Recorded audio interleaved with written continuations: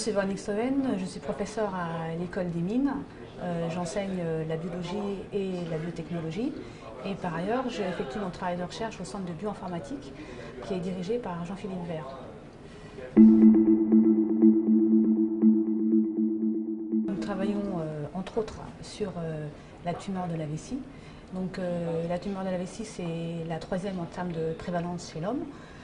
Dans environ 30% des cas, sont des tumeurs invasives avec un mauvais pronostic pour lesquelles il n'y a pas de traitement, il n'y a pas de thérapie ciblée spécifiquement disponible pour ces tumeurs. Et donc l'objectif de ce projet, c'est de concevoir un candidat médicament qui soit spécifiquement designé pour les tumeurs de la vessie.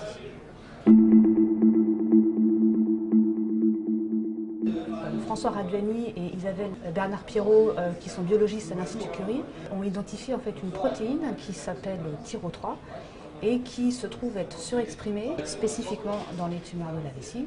Et ils ont pu montrer en fait que cette protéine était impliquée dans la survie des cellules tumorales.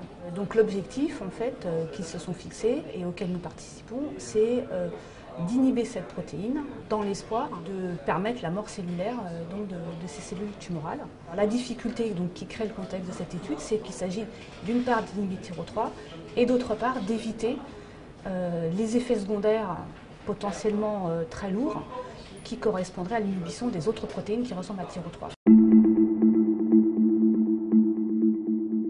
C'est un projet collaboratif qui implique plusieurs équipes. D'une part, cette équipe de biologistes, d'autre part, une équipe de chimistes également à l'Institut Curie, donc, qui est coordonnée par Michel Legraveran, et une équipe de cristallographes coordonnée par Sylvie Nessler. Le but est de proposer des molécules capables en fait, de se fixer à TYRO3 pour inhiber sa fonction, et donc par un travail de modélisation moléculaire, de proposer des molécules prédites pour avoir les meilleures capacités de se fixer à TYRO3 et inversement, une probabilité faible de se fixer à des protéines homologues. Au centre de bioinformatique, nous menons ce travail de modélisation moléculaire pour proposer des candidats à tester. L'équipe de chimistes de l'Institut Curie synthétise ces molécules qui sont ensuite testées par l'équipe de biologistes, qui sont testées d'une part pour évaluer leur capacité à inhiber TYRO3 et d'autre part pour évaluer leur capacité à entraîner la mort cellulaire de cellules tumorales. Pour l'instant, nous avons obtenu des résultats qui sont encore tout à fait préliminaires, c'est-à-dire qu'un petit nombre d'inhibiteurs de TYRO3 ont pu être effectivement testés et confirmés comme étant capables d'inhiber cette protéine. C'est un travail qui a été publié en 2012. Cependant, le profil d'inhibition de ces molécules est encore à améliorer, c'est-à-dire qu'elles n'inhibent pas uniquement TYRO3, mais également des protéines proches. Mais le travail de modélisation qui a été entamé nous a donné des pistes d'amélioration de la structure de ces protéines.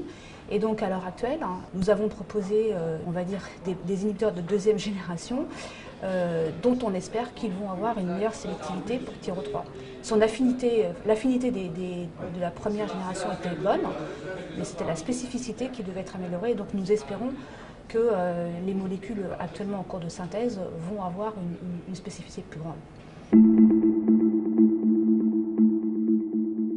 Si l'équipe de biologistes confirme l'identification de molécules sélectives, l'objectif c'est ensuite de trouver un partenariat industriel pour faire le développement clinique de ces molécules, c'est-à-dire trouver a priori une entreprise de l'industrie pharmaceutique qui puisse porter le projet des essais thérapeutiques chez l'homme.